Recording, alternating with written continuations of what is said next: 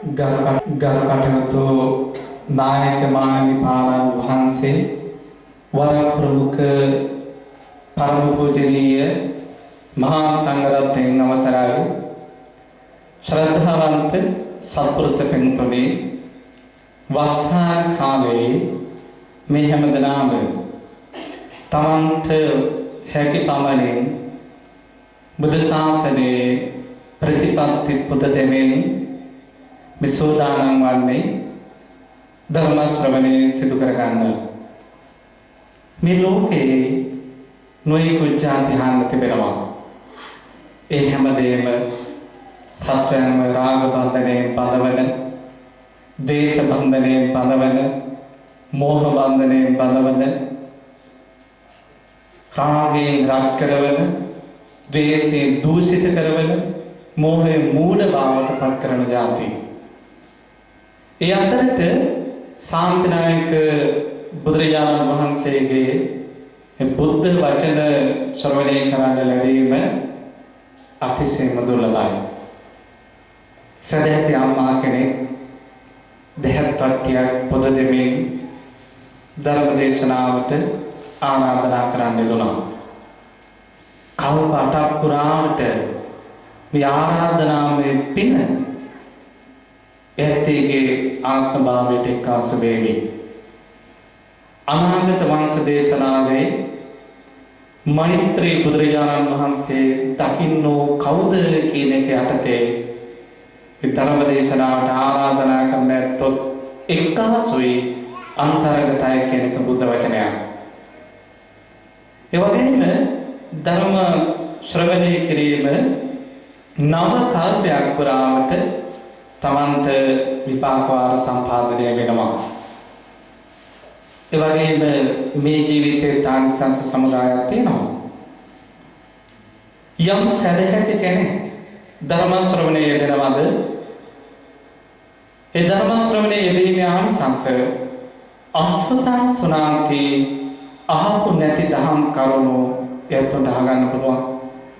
දෙවෙනි ආනිසංසය සුතං පරියෝදති අහපු දේවල් නැවත ශ්‍රවණය වීම නිසා මේ ඇසීම පිරිසිදු කරලා දෙනවා, ඇසීම සුද්ධ කරලා දෙනවා කියන එක බුද්ධ වචනයක්.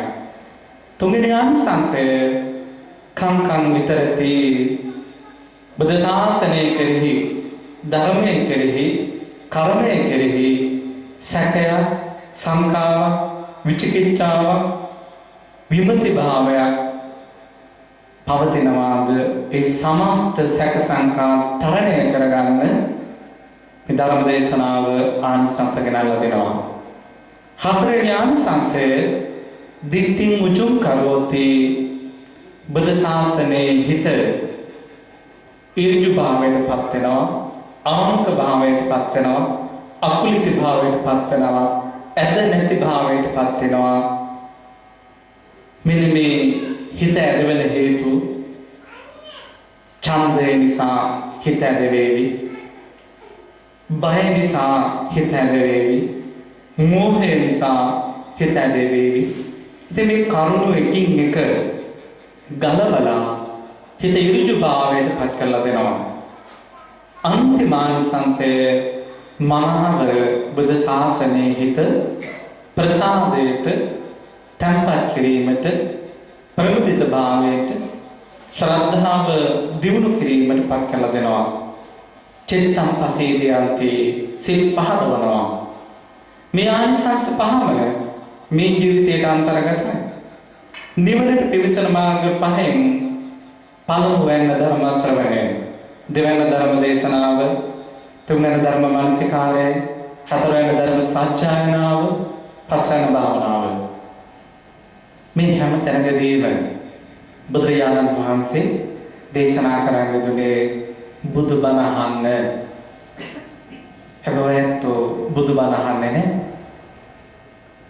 ඕහිත සෝතෝ ධම්මං සුනාති. කොහොමද බුදුබණ අහන්නේ?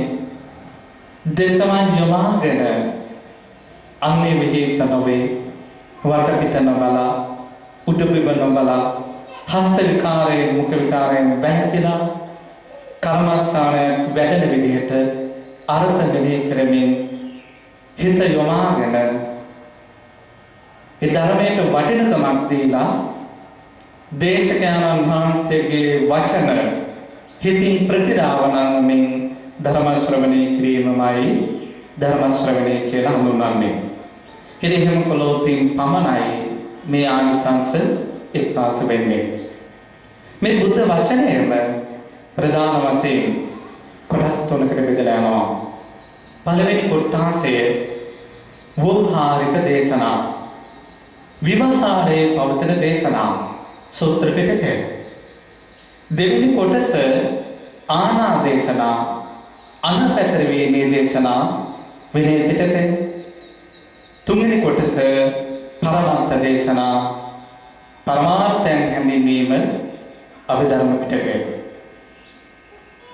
මේ වෝහාරික දේශනා කෙරෙහි වෝහාරික දේශනා 18000ක් පවතිනවා. ඒ වෝහාරික දේශනා කෙරෙහි වැරදි වැටහීමක්, වැරදි පිළිපැදීමක්, වැරදි ග්‍රහණය කිරීමක්, වැරදි අර්ථකථනයක් සිදු වෙන්න බෑ.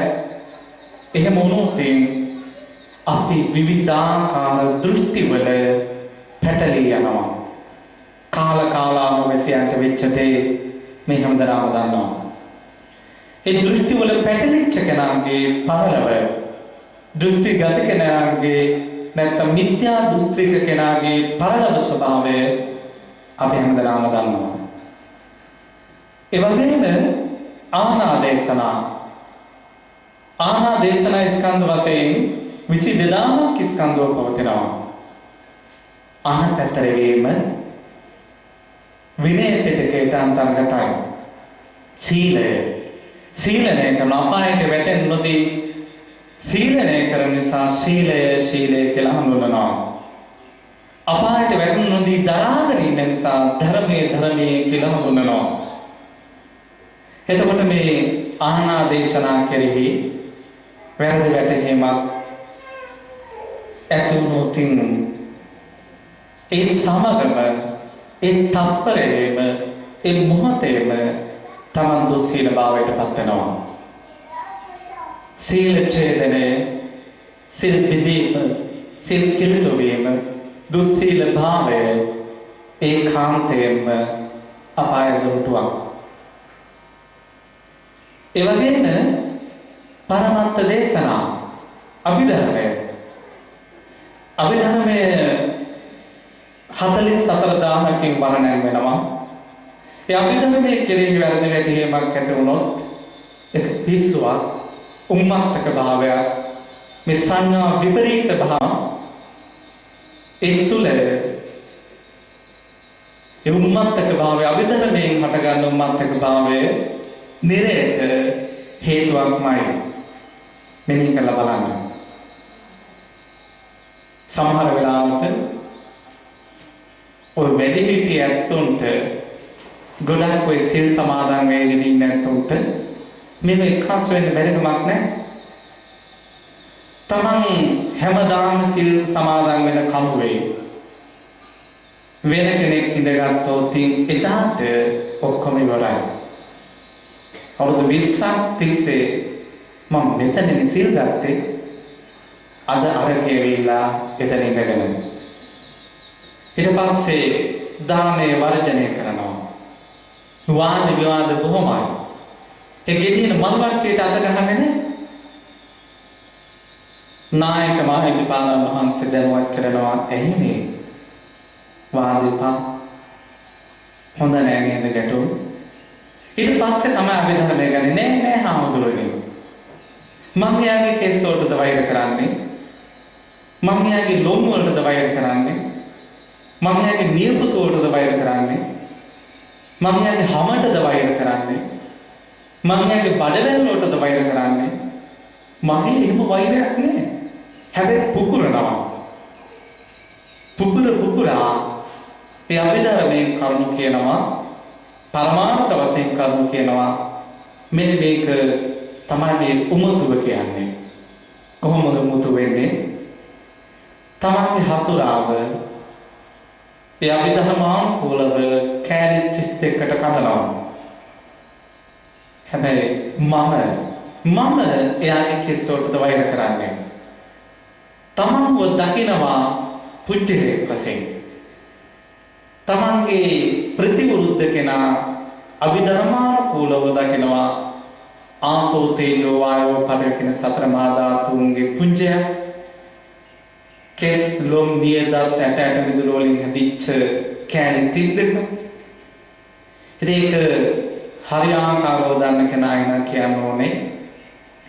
මගේ කෙස් ඒ කෙස් වලටද වෛර කරන්නේ. මේ නියපොතු ඒ නියපොතු වලටද, මේ බඩවැල් ඒ බඩවැල් වලටද. එතකොට භාෂා ව්‍යවහාරයක් නැහැ. ඒ නිසා මේ පරමාර්ථයන් වර්ධවා ගැනීම ඒකාන්තයෙන් දහසක් බුදුරු වට වෙලා ධර්ම දේශනා කළා.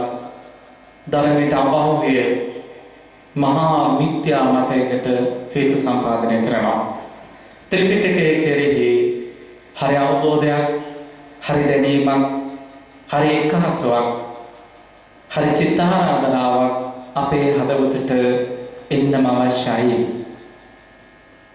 ඉතින් ඒ සඳහා අපි ධර්මයේ ආශ්‍රය නිස්සරය කරන්න ඕන.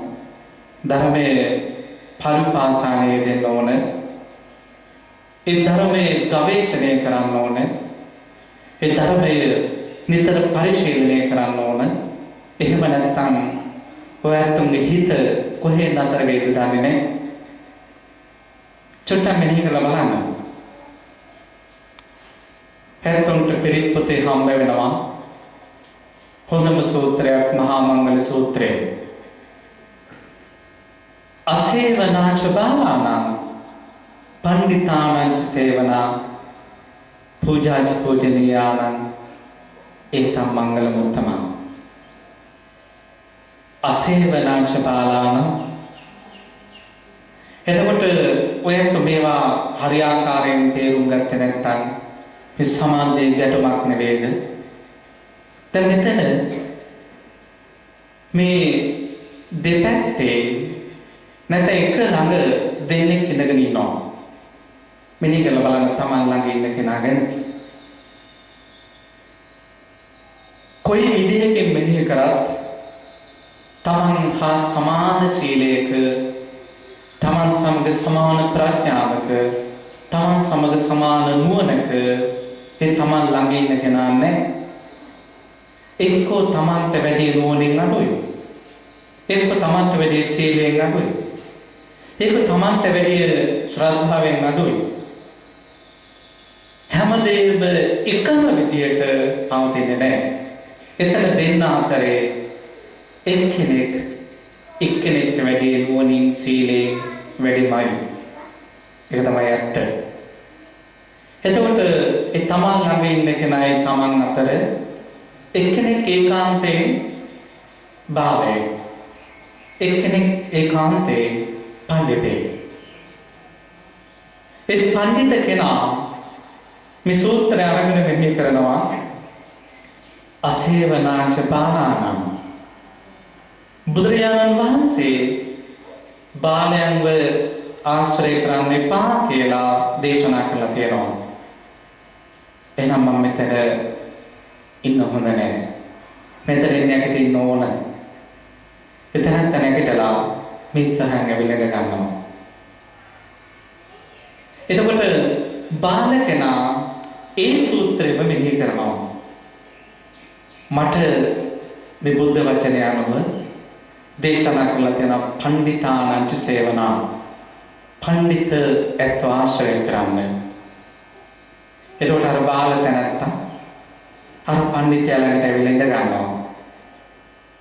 ඒ පණ්ඩිත කෙනා කියනවා උඹ මන් ළඟට එන්න එපා. මට බුදුරජාණන් වහන්සේ දේශනා කළා තියෙන බාලව ආශ්‍රය කරන්න එපා කියලා. බාල කෙනා කියනවා නෑ මං උඹ ළඟට එන්න ඕන.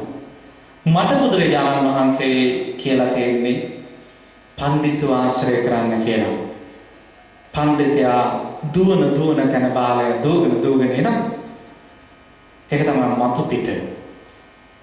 හැබැයි යට බුදුරජාණන් වහන්සේ ඇත්තටම කිවි මොකක්ද කියලා තියෙනවා. පද්‍යරූප දේශ වාසෝච. සුදුසු ප්‍රදේශයේ වාසය කිරීම. හදවැත්තෝ ඉරමක් ගන්න යනවා. සුදුසු ප්‍රදේශයේ බලනවා. හොඳට බලනවා.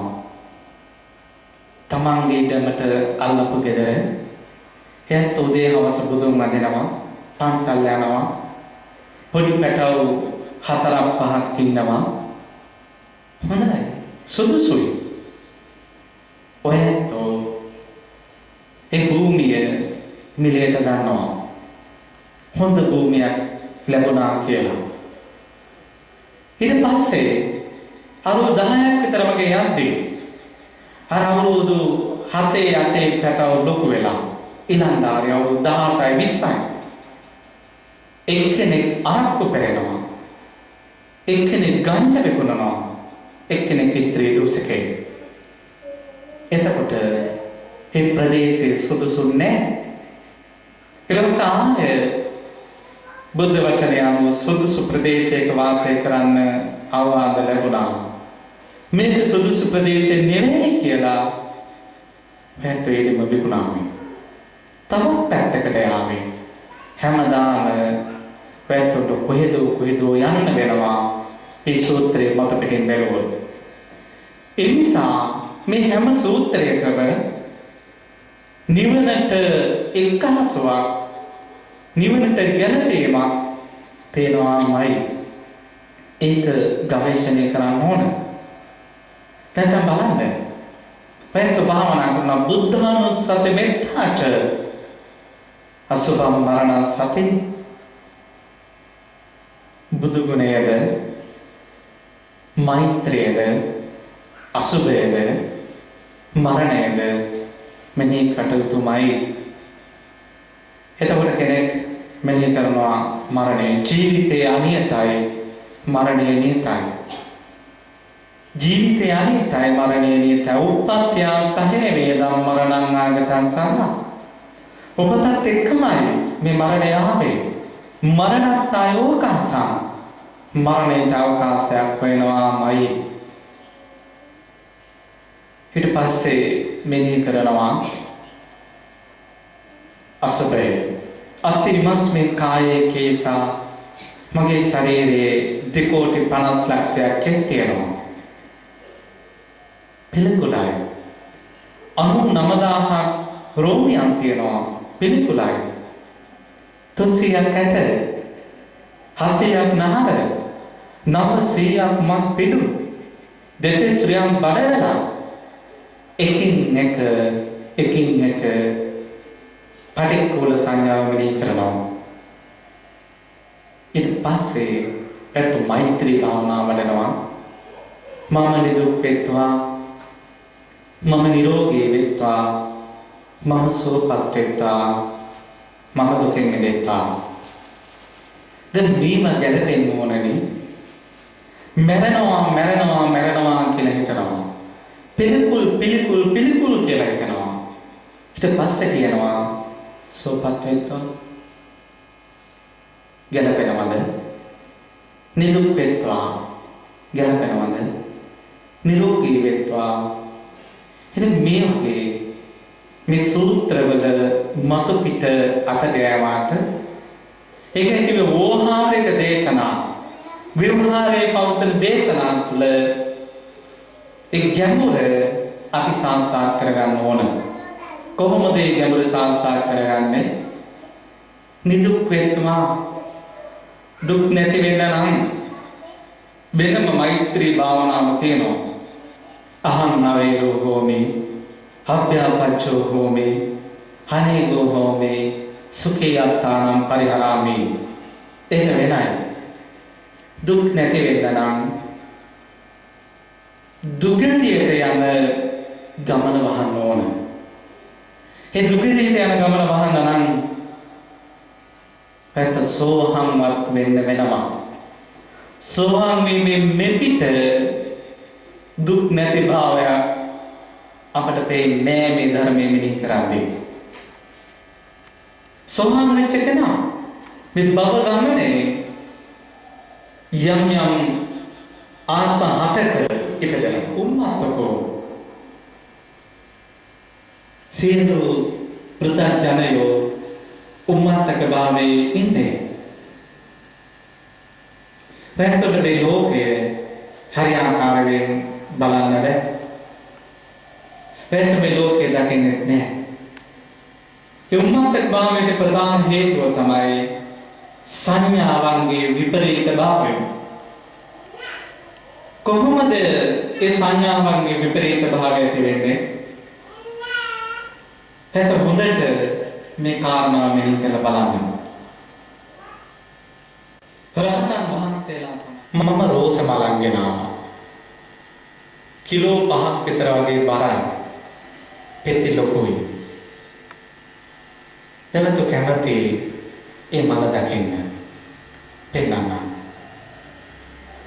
ඒ මල අපි විසින් පෙන්නනවා. ඒ පෙන්නපුවාම සමහර වෙලාවට මේ අම්මා කෙනෙක් කියාවි අපේ හාමුදුරුවනේ මගේ වයස අවුරුදු 70යි. මේ 70 වර්ෂයට කවදාවත් මේ වගේ මලක් මම දැකලා නැහැ. අපි පුදුමයි. එහෙම නැත්තම් මම ඒ වගේ මල් පේරාදෙණියේ නුවරඑළිය දැකලා තියෙනවා නම් ඒ කහ පාට වෛරක් තියෙන රෝස පාට මලක් නම් හැත්ත කියනවා මේවා අහවල් ප්‍රදේශයේ හට ගන්නවා. දැන් ඒ රෝස මල පෙන්නද්දී ඔයත් ඒ රෝස මල දැක්කද? දැන් ඒ මල දැක්කේ නැහැ. තමන් ජීවිතේ දැක්ක හැම රෝස මලක්ම තමගේ හිතට පේලියට පෙළ ගැස්සුවා. පෙළ ගැස්සලා ඒ මල් එක්ක මම පෙන්නන මල සමාන කරනවා. ඒ සමානත්වයේ ස්වභාවයද තමයි වචන කියන්නේ. ඒක අවුරුදු 70ට එහෙම එකක් දැක්කේ නැහැ. ඒ මල ඔයත් දකින්නේ නැහැ. ඒ දරු ලක්ෂණ කියන්නේ ඔයත් හැමතිස්සෙම සාපේක්ෂව බලනවා. පෙරට දැක්ක හැම දරුවෙක්ම ඒ දරුවා ළඟින් තියලා බලනවා. දරකාරකම් කරන දරු, සුදු පාට දරු ඔක්කොම තියලා ඒ දරුවන්ට සාපේක්ෂව මේ දරුවෝ ලක්ෂණයි කියනවා. ඒ ගෙදර ලක්ෂණයි කියන්නේ ඒ ගෙදර ඇත්තටම ලක්ෂණ දැකලා නෙවෙයි. ඒ පරිසරයේ තියෙන ගෙවල් ගණනාවක් අරගොල්ලෝගේ ගෙදර මෙච්චර ලස්සන වුණ නැහැ. එතකොට අහවල් කෙනාගේ ගෙදර මේ තරම් සාලේ ඉඩ නැහැ. එතකොට තමන්ගේ ගෙදර තමන් ලස්සන දැක්කද? නැහැ. හැමතිස්සෙම ඔයත්ෝ ඒකෙන් මොකද්ද හොයනවා? ඒ මලෙන් තවත් මල් ගණනාවක් හොයනවා. ඒ දරුවගේ ලස්සන නෙවෙයි බලන්නේ. ඒ දරුවගෙන් තවත් දරුවන්ගේ ලක්ෂණ හොයලා ඊට වැඩි චූටි විශේෂයක් තියනවා නම් ඒ විශේෂත්වයට තමයි ඔයත් කියන්නේ ඒ දරුවා දක්ෂයි, ඒ වාහනේ ලස්සනයි, ඒ කුඹුරු යායා ලස්සනයි. එයාම හොඳයි කියන්නේ ඇත්තටම එයාමගේ හොඳ දැකලා නෙවෙයි. ඒකයි සංඥා විපරීත භාවය. රහතන් වහන්සේ සමර්ථයි ඒ මල විතරක් දකින්න. අය කිසිම මලක් මවන්නේ නැහැ. ඒ දරුවා විතරක් දකින්න සමර්ථයි. කිසිම දරුවෙක් එතේ නෑ දන්නේ එක්කව කරන්නේ නැහැ. ඒ බිරිඳ විතරක් දකින්න සමර්ථයි. ඒ බිරිඳාසට තව බිරිඳෑවරු එක්කාසු කරන්නේ නැහැ. ඉතින් මෙන්න මේ උම්මත්තක භාවය නිසා ඒ සංඥාවේ වෙහෙසකර භාවය නිසා ඔය නිතරම ඉන්නේ චිත්ත පීඩාවකට ලක් වෙලා මොනවද වෙනවා? හැමතිස්සෙම මොනවද බලනවා? ඒ බැලීම වෙහෙසකර නිසා සුවපත් භාවයක්, නිරෝගී භාවයක් නැහැ. චිත්ත ලෙඩ. ඒ ලෙඩ වෙච්ච හිත සුවපත් කරන්න ටිකක් අමාරුයි. ඉතින් ලෙඩ ලෝකයක ඉපදෙන්නේ නැතුව ඊට ඉහළ තලයක ඉපදෙන්න පුළුවන්. සකදාගාමී නොතින් සුවපත් භාවයේ දෙව්තලයේ ඇති, නිරෝගී භාවයේ දෙව්තලයේ ඇති. එතකොට න ආගාමී අනාගාමීත්වයේ බ්‍රහ්ම ලෝකෙ ඉපදෙනවා. සාන්තයි ප්‍රණීතයි සෝබාභාවයේ ඉහළින්ම තියෙනවා. එතනින් පස්සේ දුකින් මිදෙත්වා දුකින් මිදෙන්න නම් රහත් වෙන්න වෙනවාමයි. රහත් වෙන්න වෙනවාමයි. මෙනෙහි කරන්න. ඔබ සෝවාන් වීමෙන් නිදුක් වෙත්වා දුක් නැති වෙන්න නම් සෝවාන් වෙන්න වෙනවා. සකදාගාමීත්වයෙන් නිරෝගී භාවයේ තියෙන ලෝකයක ඉපදෙත්වා අනාගාමීත්වයෙන් සුවපත් වෙත්වා අරිහත්ත්වයෙන් ඉපදෙත්වා. එන්නේ සංඥා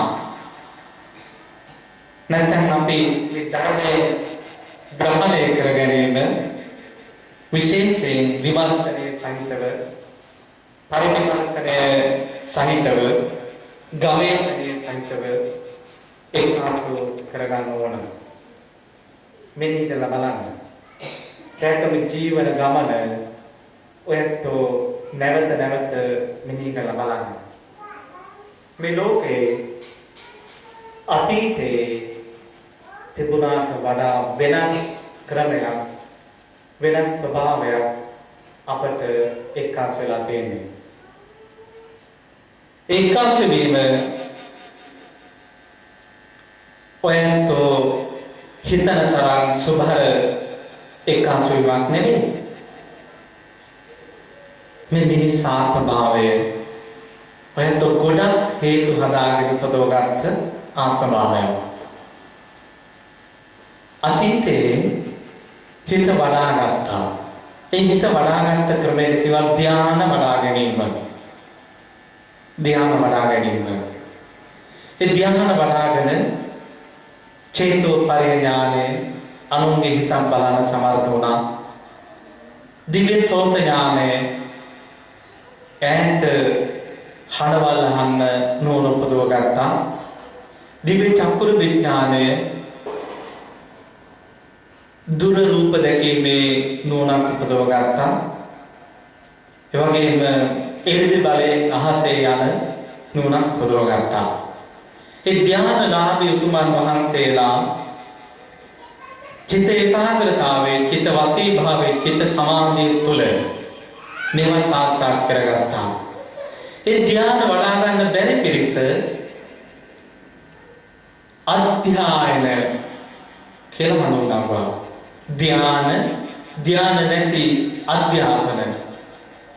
එතකොට මේ අධ්‍යාපනය කියන එක එකාසෝනේ ධ්‍යාන වඩා ගන්න බැරි වෙච්ච පිරිස හදාගත්ත ක්‍රමයක්.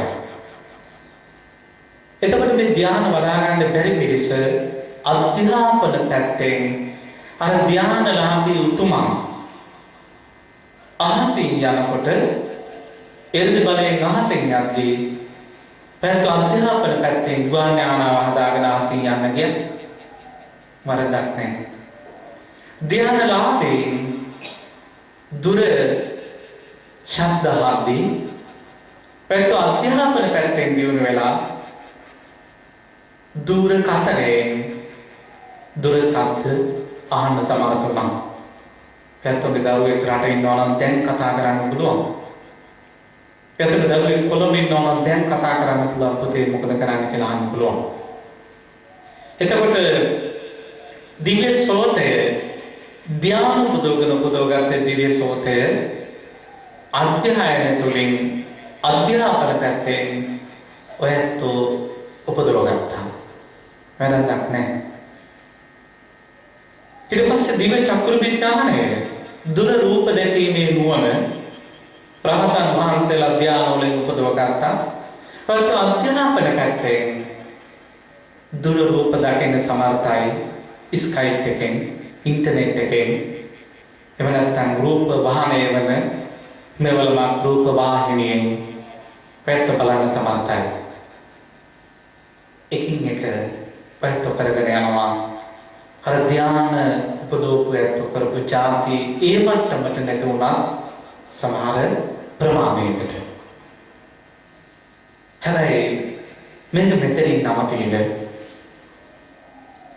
හොඳයි ඔය තරුණ යුවතියක් පැණිටි අම්මා කෙනෙක් තව චුට්ටක් එක ඉස්සරහට ගිහලා මෙනි කරලා බලන්න.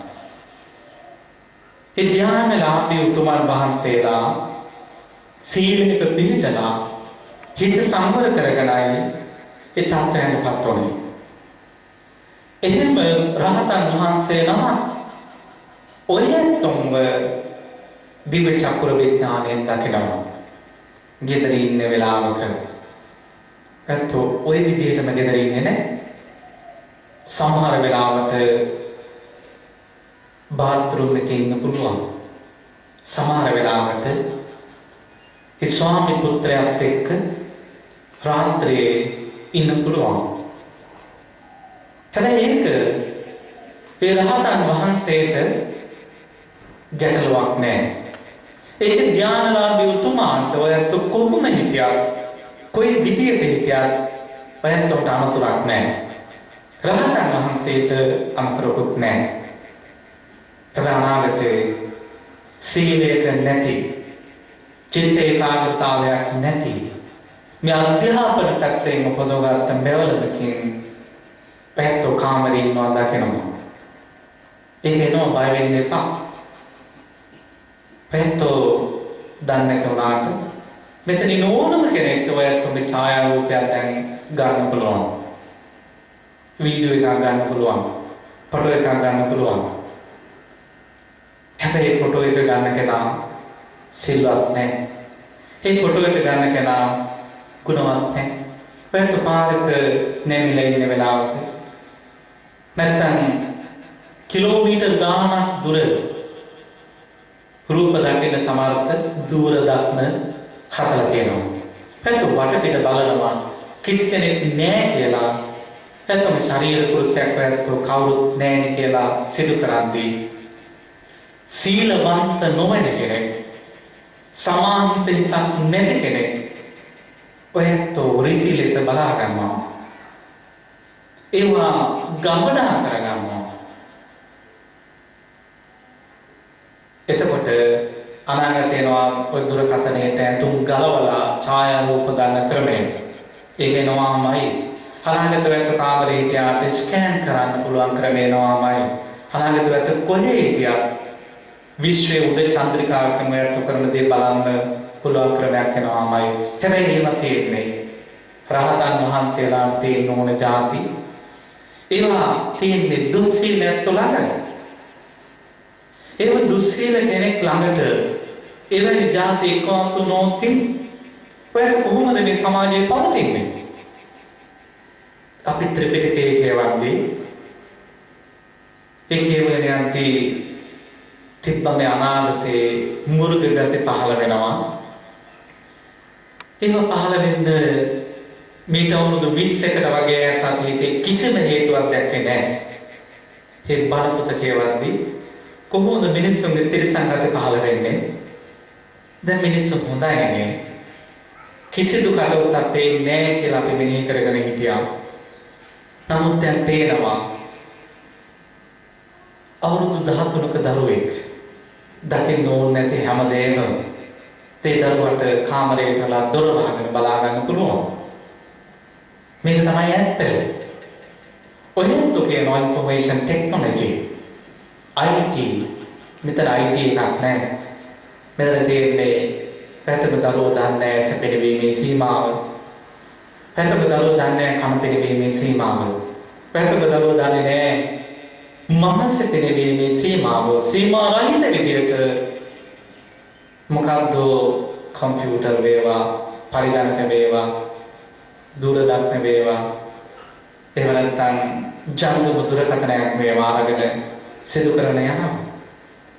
එතකොට මේ තිරසංගත නැත්නම් බුදුරජාණන් වහන්සේ පහළ වෙලා වර්ෂ අවුරුදු 2500ක් ගත වෙච්ච මේ කාල පරිච්ඡේදයේ මෙනෙහි කරලා බලන්න එදා අවුරුදු 120යි අවුස දැන් තියෙන්නේ දීර්ඝවස අවුරුදු 70යි.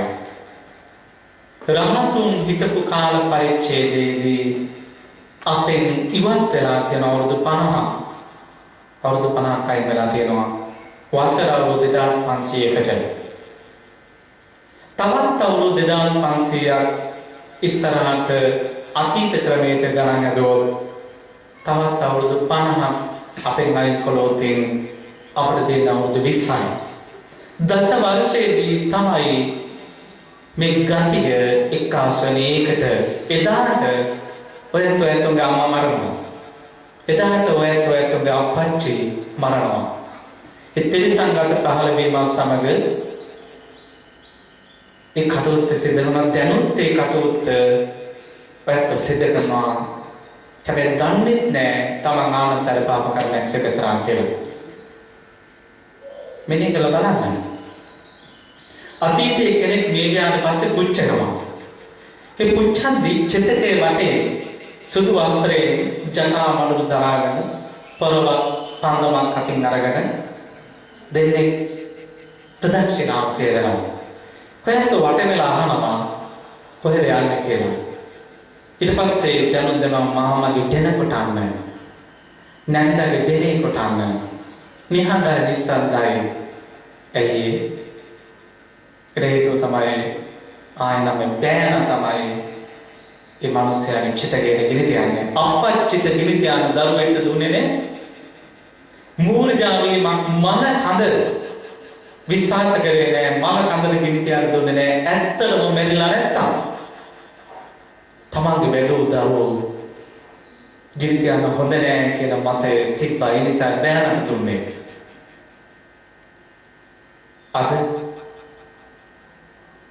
අද ඔයත් කොහොමද ආනන්තර පාප කර්මය සිද්ධ කරන්නේ? ඉස්පිරිතාලෙට අසනීප වුණාට පස්සේ ආමගෙන එනවා. ඊට පස්සේ වෛද්‍යවරු දැනුවා දැන් නම් අම්මා බේර ගන්න බැරි මැෂින් එකකින් ඔක්සිජන් දීලා තමයි පවත්වගෙන යන්නේ. කටු ගහලා තමයි පවත්වන්න යන්නේ. මේක අම්මට දුක. දරුවෝ කැමති නම් අපි මේක අයින් කරන්න. දැන් දරුවෝ කියනවා ඔතේ ගියා දුක් විඳිනවනේ. එයා ජීවත් කරන්නත් බැරි නම් කමන්නේ කියනවා. මොකද්ද මේ කමන්නේ කියන්නේ? ඒ වෛද්‍ය වහනවා දරුවන්ගෙන් ඔයාට කැමතිද මේක ගලවනවාට? දරුවෝ කියනවා හා කියලා. අම්මගේ මැෂින් එක ගලවන්නද? මොකටද මේ හා කිව්වේ කියලා ඔයාට දන්නවා. එහෙම නැත්නම් සැකමකට දරුවන්ට අස්සම් කරන්නලු. මොකද්ද මේ අස්සන? යමක් වුණොත් කමක් නැහැ. මොකද්ද මේ යමක් කියන්නේ? ඒක සමහර වෙලාවට තාත්තගේ පණ බේර ගන්න වෙන්න පුළුවන්. හැබැයි ගෙදර ආපු වෙලාවට හේතුනොත් දැන් නම් බේරන්න බෑ. මේක වැරදිලා මැරුණොත් ඉඩමත් මට ගෙදරත් මට පරිස්සම් වෙන්න ඕන කාරණා ඔයත් ඔරිසි ලෙස අස්සම් කරලා කරාට මල කඳට ගිනි තියන්න අතීතයේ පුතේට දුන්නේ නෑ. අද ජීවත් වෙලා ඉන්න අම්මාට ඕනම මාරාන්තික ඔපරේෂන් එකකට ඒ දරුවා අස්සම් කරනවා මැරුණාට කමක් නෑ කියලා.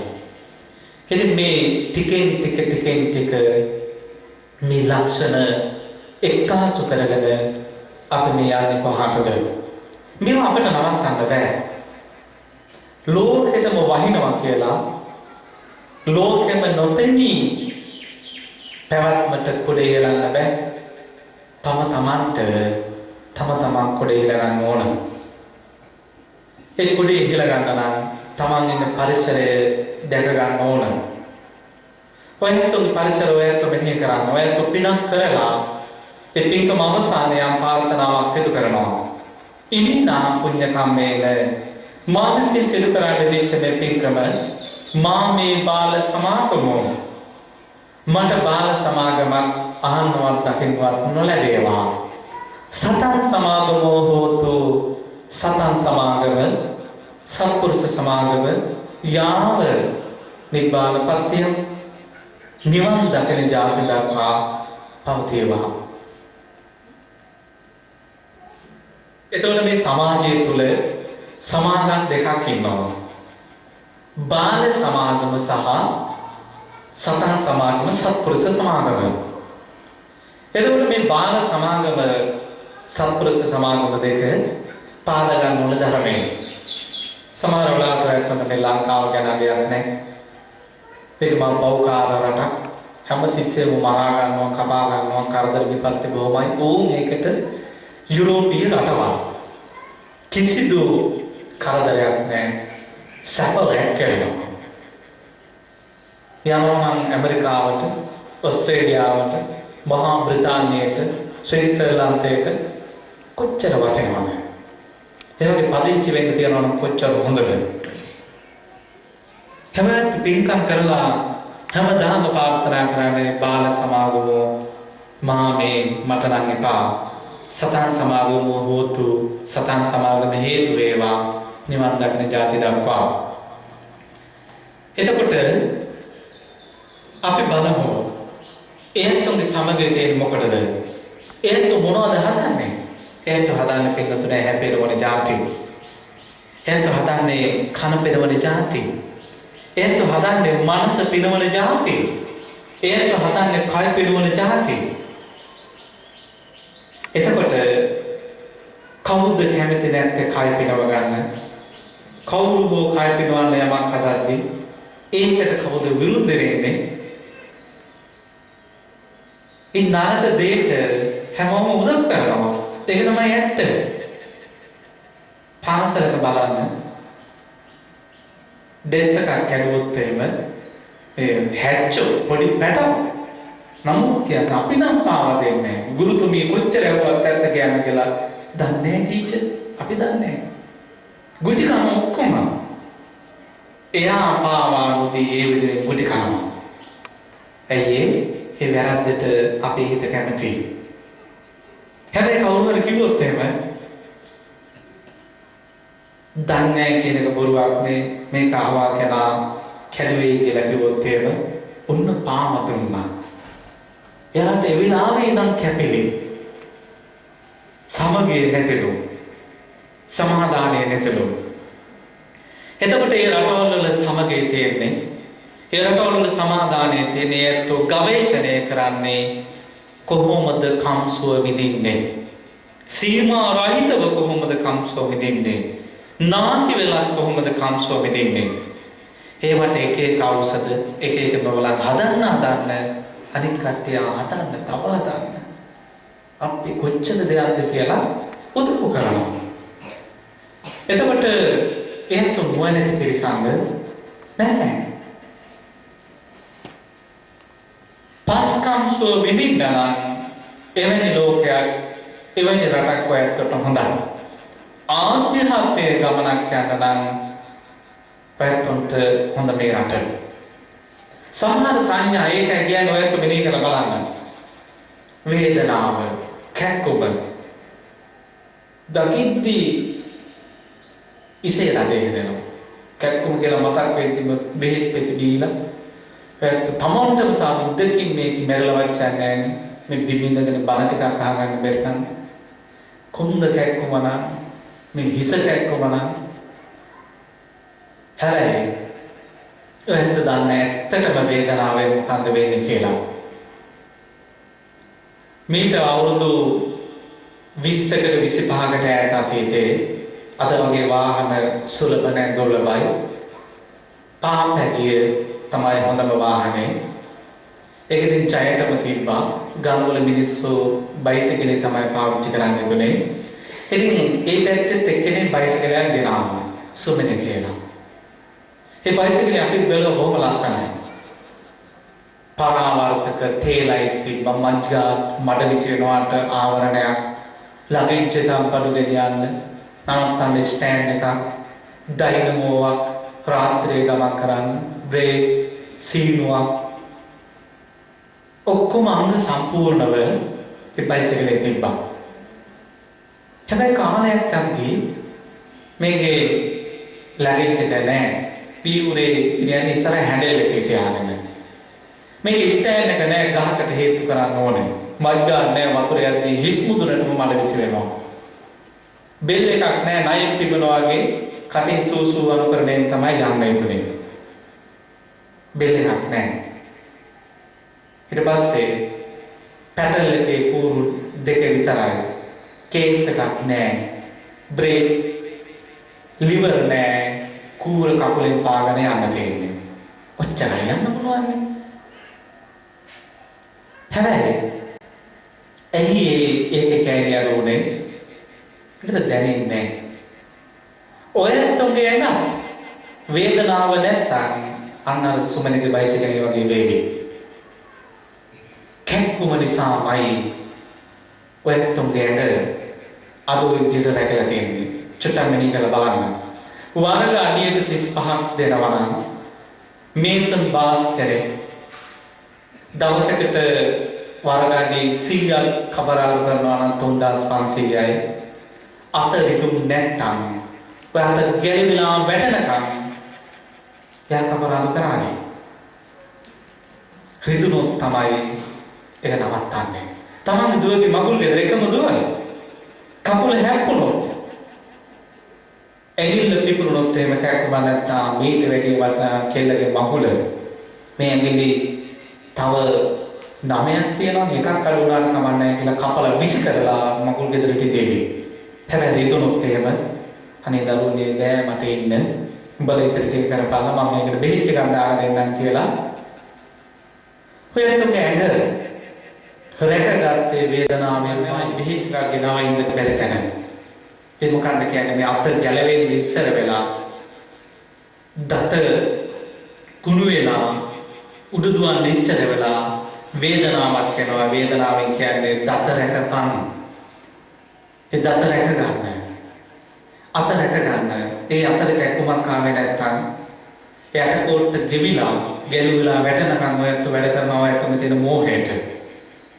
කැක්කුම එන නිසා තමයි තවස් ශක්තිය වැඩ නවත්තන්නේ. ඉජතා තත්ත්වයටපත් වෙන තෙල් ටිකක් ගාලා සූපත් කරගන්නේ. බෙහෙත් ගන්න බෙහෙත් බඳින්නේ. එහෙම නැත්තම් නැත්නම් කැලේ කීයක් අඩු වේවිද? වේදනාව පිළිබඳ අප්‍රිය අමනාප කටුක ගොරෝසු සංඥාවක් තිබුණාට ඒ බඩේ කැක්කුම ආවම ඔයත් නැවත ඒකට කිරි එක්කාසු කරේ නැහැ.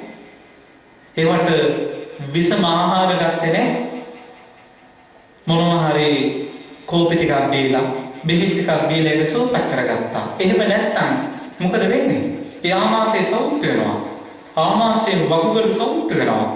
ඒ බඩම සෞඛ්‍ය වෙලා මැරෙනවා. පිටි අධිය මැරලා වැටේ කැක්කුමක් නැත්තම්. ඒ නිසා සමහර හොඳයි කියන ඒවා යුරෝපීය රට හොඳයි කියවාට ඒක නෙවෙයි හොඳ. ඒ වගේම පැත්තෝ දෙවුල හොඳයි කියනවා. මෙලින් කළ බලන්න. දිව්‍ය ඥානය හරිසෝ ඕනේ එකක් බලන්න පුළුවන්. දැන් ඔයත්ෝ මාළු කුරියෙක් කියනවා. ගෙදරට බලුත් ඉතින් බොහොම ලෙන්ගතු එදාට හිතේශව ළඟට දෙනවා. වලගේ වනාගෙන මුත්තට hina පාර දාගෙන කන් දෙක දෙපැත්තට අරබගෙන අනේ මේකගේ උළුව මට බඩවැලෙන් මට ලැබෙන්නේ නැනෙවි. ඒ බලුගේ බලු ආත්මය තුල ඒ බලන මෙහි කරනවා ඒක අග්‍ර භෝජනය. හැබැයි ඔයත්ොන්ට වටින්නේ නැහැ.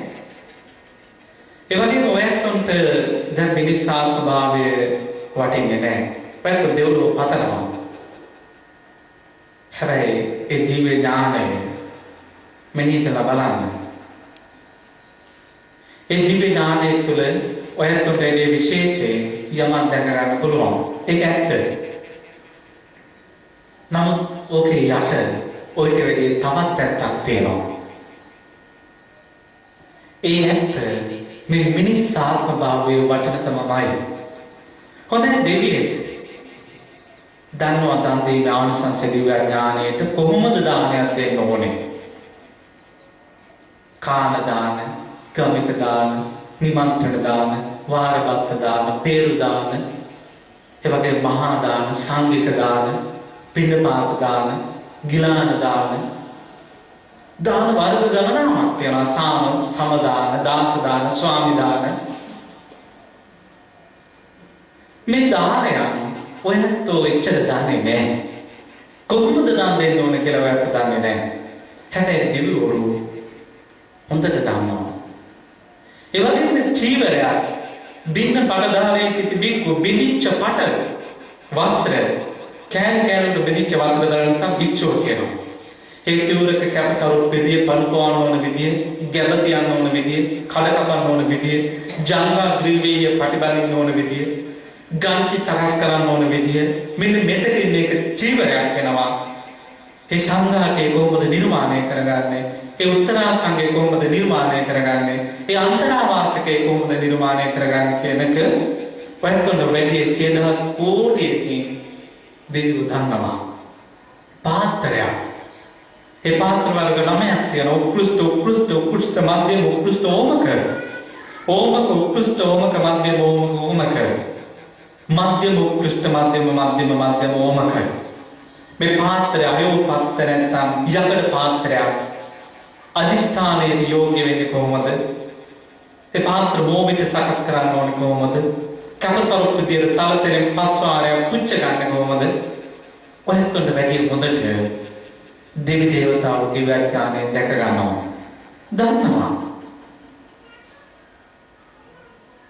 හැබැයි මෙනෙහි කරන්න ඒක දැකගත්තාට දෙවියන්ට සාංගික දානයක් දෙන්න පුළුවන්ද? බෑ. ඒක දැනගත්තාට දෙවියන්ට චීවරයක් පූජා කරන්න පුළුවන්ද? බෑ. ඒක දැනගත්තාට දෙවියන්ට පාත්‍රයක් පූජා කරන්න පුළුවන්ද? බෑ. ඔයත් හැබැයි එච්චර දන්නේ නැහැ. ඔයත්ට ඒක පුළුවන් කරන්න. කෝකද වටින්නේ? හැමදේම දන්නවා. හැබැයි ඒ වෙනුවෙන් මුකුත් කරන්න බෑ. හැමදේම දන්නේ. හැබැයි ඕනම දෙයක් කරන්න පුළුවන්. කෝකද වටින්නේ? තමන් පතනවා දිරුව යන්න. සිවුර කාණිසංස දැනගත්තට පූජා කරන්න සිවුරක් නැහැ. දානේ කාණිසංස දැනගත්තාට පූජා කරන්න දානයක් නැහැ. සංඝයාට දිව්‍ය ආහාර දිරවන්නේ නැහැ. එතකොට මෙනි කරන්න බල්ලෙක්ට හිතෙනවා දෙව්ලොව යන්න. පූසෙක්ට හිතෙනවා දෙව්ලොව යන්න. ඒ පූසට දෙව්ලොව යන්න මොනවද කරන්න පුළුවන්? මොකක් බෑ. පෙරේතෙක්ට හිතනවා දෙව්ලොව යන්න. ඒ පෙරේතයාට දෙව්ලොව යන්න මොනවද කරන්න පුළුවන්? මොකක් බෑ. ඔයත්ෝ නිහිත තමයි. තිරෝ කුඩ්ඩේ සුතිට්ටන්ති මේගේ ඇත්තෝ හන්දිවල බිත්ති ප්‍රාකාරකවල ඉන්නවා. ඒ ඉස්සර තමයි එහෙම හිටියේ. ඇයි ඉස්සර ඇත්තෝ සිල්වන්තයි. සීලවන්තයි. ඒ සීලවන්ත නිසා එන්න බෑ. දැන් නම් එනවා ඇඟටම. ආවේශය වෙලා පෙන පෙරාගෙන මම මේක අරගෙනම යනවා. එහෙමනේ ඇඟටම එනවා පෙරේතෝ. ඉස්සරහින් වෙන්න බෑ. දුර ඉඳලා පින් ඉන්නවා. පැත්ත පෑන් වඩලම පින් දුන්නා. එතකොට පෙරේතෙට දෙව්ලොව යන්න ඉතුණාට ඔයත්තුන් පිටමයි. දෙවියෙක් හිතනවා නිර සතෙක්ට හිතනවා සුගතිය මනුස්ස ලෝකෙ ඉපදෙන්නේ නිර සතාට ඒ වෙනුවෙන් මොනවද කරන්න පුළුවන්? මොකුත් බෑ. දෙවි කෙනෙක්ට හිතනවා දෙව්ලොව ඉපදෙන්න මොකුත් කරන්න බෑ. හැබැයි ඔයත්තුන්ට විතරක් නෙවෙයි පෙරේතෙක්ට පවා දෙව්ලොව යන්න උදව් කරන්න පුළුවන්. මියගිය ඥාතියෙක්ට පවා දෙව්ලොව යන්න උදව් කරන්න පුළුවන්. මේ අවස්ථාව, මේ වාසනාව මේ ලෝකේ කාටද තියෙන්නේ? කොච්චර වටින අවස්ථාවක්ද? එතකොට පිච්චයක් වටින්නේ මේක. මේකත් හට්ටකට දාලා කන කරකවලා කන බීරි වුණාම තමයි දැනෙන්නේ මේ කලාතුර සුද්ධ කරන්න කියලා ඇනුණානේ. එතකොට තමයි කන යගේ දැනෙන්නේ. නැත්නම් ඔය මෙල්ල ආයක වතුරකින් ඇස් මූණ හොදලා ඇහි සුදාත්මම තමයි දන්නේ. අනේ මේ ඇස් දෙක කොච්චර වටිනවද කියලා. එතකොට මේ මිනිස් ආත්ම භාවයට වටිනකමක් දෙන්නේ නැත්තේ. එතකොට අගයක් නැහැ මොඩකම. මේ ආත්මය නිර්මාණය කරගන්න ඔයත් මොන තරම් අතීතයේ වෙහෙසෙන්නේ නැද්ද? අතීතයේ නෙවෙයි මේ ආත්මේ බලන්න. ඔය කොච්චර අවුරුදු 60ක් පරිස්සම් කරගන්නවා කියන්නේ. එක මැස්සෙක් හයියෙන් තුඩක් පැදුනොත් ඔය හැයි ඉවරයි. එක ගිනි පුපුරක් වැටුණා නම් ඔය හැයි ඉවරයි. එක වෙලි කැටයක් අහින් වැදුණා නම් ඔය හැයි ඉවරයි. කනත් එහෙමයි. එක්කරි සතෙක් බෙරේ හිල් කරා නම් ඉවරයි. පුදුම නැද්ද? මේ හැම තැනින්ම බාධක මැද්දේ මේ ඇඟ මේ විදිහට පරිස්සම් කරගත්ත එක. එතකොට වෙන කිසිම ඒකයි බෝසත්තුරු මේ මනුස්ස ලෝකෙට ඉඳලා පින් කරගන්නේ. වෙන කිසිම සතෙක්ට කරන්න බැරි ගොඩක් ಜಾති පැත්තට කරන්න පුළුවන්. පැත්ත කරන්නේ නැහැ. දේව දෙන කෙනාට දේව කිව්වා. පරාත පාන කෙනාට පෙරේත කිව්වා. පැත්තෝ මේ දෙකෙන් කෝකටද අයිති? පෙරේතද දේවද? තමන් හිතන් ඉන්නවා දේව කියලා. මේ වංචා සහගත ධර්මතා කොච්චර එනවද? දැන් හිතන්න ඔන්න දන් දෙන්න සාංගික දානය පුදා ගන්නවා. ස්වාමීන් වහන්සේලා 29ට අට පෙරකර 20ක් පූජා කරලා මේ තමන්ගේ හිතේ දුර්වලතාවය වැඩ ගන්න මේ කියන්නේ. ඊට පස්සේ අසල්වැසි ඔක්කොටම කියනවා මම මේ දානයක් දෙනවා. මෙහෙම එන්නේ හිත හදාගෙන තමන් ඔක්කොම සංවිධානය කරන ඊට පස්සේ තමන්ගේ මල්ලි කෙනෙක් එනවා. මල්ලි කෙනෙක් ඇවිල්ලා විස්තර අහලා කියනවා හායියේ මම ඒ ස්වාමීන් වහන්සේලා 29 අටපිරිකර 20 මම බාර ගන්නවා. එතන කිව්ව ගමන් ඔය එතන මොකද දැනෙන්නේ? සතුටක්. සතුට නැද්ද? සතුට නේද? තමන් දානයක් දෙන්න යන ලොකු දානයක්. ඒ හැමෝටම කියනවා එන්න මම දානයක් දෙනවා. ඊට පස්සේ කියනවා මම ආයෙනම් මම අටපිරිකර 20 ඒ දානකට දෙන්නම්. කිව්ව ගමන් සතුට වෙනවා. හැබැයි ඒ සතුට තමන්ට ඇත්තටම සතුටක් වෙන්නේ නැහැ. ඒක හිත යට එන්නේ ඒක හරි. ඒ සල්ලි ටික ඉතිරි. දැන් දාන දෙන්නත් ඕන. ඒක ඊට පස්සේ 30000 වෙන වැඩකට ආයෙනම් මමත් මේ කොහොමද හිතුවේ මේ බාරගත්තට මේක ලොකු වැඩක්. කොච්චර වටිනවද ඔයගේ බාරගත්ත එක? මං එහෙනම් ඒකට මේ තින්ත ටිකක් ගන්නම් පන්සලේ. ඒ කිව්ව ගමන් තමන් අප්පෙලා. තමන්ගේ හදවත දෙස බැලුවොත් විමර්ශනය කළොත් ඒ වෙලාවේ නරක ධර්ම ගොඩක් ඇති වෙනවා. යෝනිසෝ මනසිකාරයේ තියෙන කෙනා නම් මෙනේ කරනවා මෙයාට පිනට අවස්ථාවක් දෙන්න ඕනේ. මෙයා කලත් නොකලත් මං මේක කරනවා. හැබැයි මුහු ආයාචනාවක් කරන අවස්ථාවක් ඉල්ලලා ඒ නිසා නුවණින් උත්තර මම මේ අවස්ථාව දෙන්න ඕන කියලා වැත්තෝ කිසි කෙනෙක් හිතලා නැතුව ඇති. දේව වැත්තෝ දෙන කොටාසෙට නෙවෙයි අයිති. ජීවිතේ එක කපු පැලයකට ඔයත් වතුර දාලා තියනවද? දාලා තියනවද? නෑ. ඒක තමයි ඇත්ත. කොච්චර ඔයත් කපු යතුන් අඳිනවද? ජීවිතේ එක මිටි පැලයකට ඔයත් වතුර දාලා තියනවද? නෑ. කොච්චර පළතුරු කනවද? මේවා මේ මහ පොළොවේ නිකන් හැදෙන්නේ නෑ. කවුද හරකුවා? එක රබර් කට්ටියක් කපපු නැතුව ඇත්ත සෙරෙප්පු දෙක නැත්තම් එළිය ඇවිදින්නේ නැහැ. අපි කිසි කෙනෙක්ට අත පාන්නේ නැහැ. අපි ස්වාධීන අපි හම්බ කරන ජීවත් වෙනවා කියවට ඇත්ත ඒක නෙවෙයි. කාගේද හිඟමන ඔයත් ලස්සන කරලා කවුද හදපුවා? 84000 පහන් පූජා තිබ්බට එක පුල් පැල 10ක් ඔයත් හිටවලා නැහැ. උදේ හවස බුදුපහන තිබ්බාට එක පුල් පැලයකට වතුර දාලා නැහැ. ඒක ඉබේ හැදුනේ නැහැ. කවුද හදපුවා වවපා තමන් අරගෙන ගින කිසි කෙනෙක්ට අතපාන්න නැතුළු මේ ලෝකයේ අනුන්ගේ අනුකම්පාවක් මත ඔයත් ජීවත් වෙනවා. ඔයත් ඔය ඇඳුම ඔය විදිහට මොහොතක් ගලන්න ඔයත් අවුරුදු කීයක් යයිද? ඒක නිසා ඔයත් අනුන්ගේ අනුකම්පාව මත, අනුන්ගේ දයාව මත, අනුන්ගේ හිතේශීභාවය මත, අනුන්ගේ කරුණාව මත තමයි ලස්සනට ඔය ආත්මය තියාගෙන ඉන්නේ. කාගේදෝ ජාති කවුද හදපුවා, කවුද වපුවා තමයි ඔයත්ගේ පරිහරණය තියෙන්නේ. එනිසා තමන් කවුද? තමන් කළ යුත්තේ මොකක්ද? තමන් කොතනද ඉන්නේ? මෙන්න මේවා පැත්ත තේරුම් ගන්න මාතෘකා කරන්න දුන්නේ ඒකේ දැක්ම. දෙමේ වික්කවේ යගානා නිවාස දෙකක් අතර තත්තේ චක්කමා පුරුෂයන් සැති මිනිසෙක් ඉන්නවා.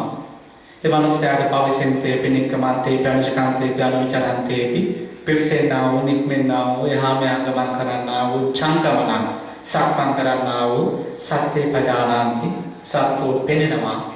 ඒව මේකෝ වික්‍රේ සේනමාන දිබ්බේ චක්කුණා මසෙන් මේ සියලුම සත්වෝ දකිනවා.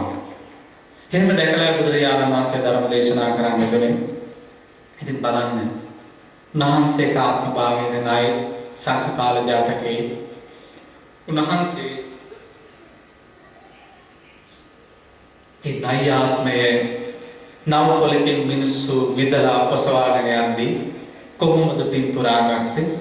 උන්වහන්සේ සස ජාතකයේ හාවේ ඒ වගේම කපි ජාතකයේ වඳුරෙක් නරාවලකට අසූරයන් වලකට වෙලා ඉඳද්දී ගලක් නේ බැඳගෙන අභ්‍යාස කරලා ඒ මනුස්සයෙක් වලට අරගෙන ඔළුව පළලා හැම කෙලවිලා මූලට වැටිලා ලේ පෙරපෙරා ඒ මනුස්සයාට පාර පෙන්නලා පින් පුරාගත්තා. උරේ කියන බඩෙන් ගමන් කරන නිසා උරේ බඩ පාද විදියට සිරින් සපසරතු සිරසින් හිට ගන්න නිසා ද්විජ දේවල් දෙකක් තියෙන නිසා දත මාවුද කරගත්ත බඩම පාද කරගත්ත මේ නයියගේ මහා බෝසතාණන් වහන්සේ වැඩගත් හැටි හරි පුදුමයි. පැත්තොල තියෙන මිනිස්සක ඒ මිනිස්සගෙන් ණයට වඩා යමක් කරන්න පුළුවන්, හාවෙට වඩා යමක් කරන්න පුළුවන්, වඳුරෙට වඩා යමක් කරන්න පුළුවන්. ඒ සඳහා මේ ධර්ම දේශනාව ධර්ම ශක්තියක් වේවා කියන ප්‍රාර්ථනා පිටුවා ගනිමු.